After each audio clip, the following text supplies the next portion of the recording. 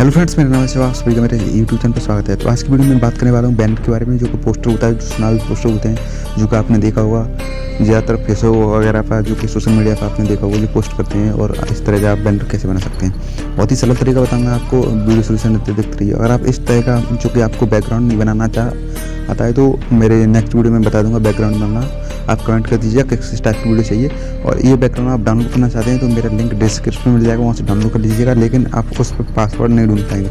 लेकिन पासवर्ड मेरा इस वीडियो के अंदर है, 4 पार्टों में डिवाइड किया हुआ है मेरा पासवर्ड। आप वीडियो शुरू करने तो देखिए ध्यान से, और आप पासवर्ड ढूंढ सकते हैं आसानी। कोई ज़्यादा सिंपल, मतलब कोई ज़्यादा हार्ड नहीं है। तो बहुत ही शानदार बैनर बनाने वाला हूँ, जो कि आपने थंबनेल पर देख लिया, उस टाइप का बैनर बनाने वाला हूँ। और अभी तक आप मेरे चैनल पर नए आए हो तो चैनल को सब्सक्राइब और बेल आइकन प्रेस कर लें। तो चलिए फ्रेंड्स, वीडियो को स्टार्ट करते हैं।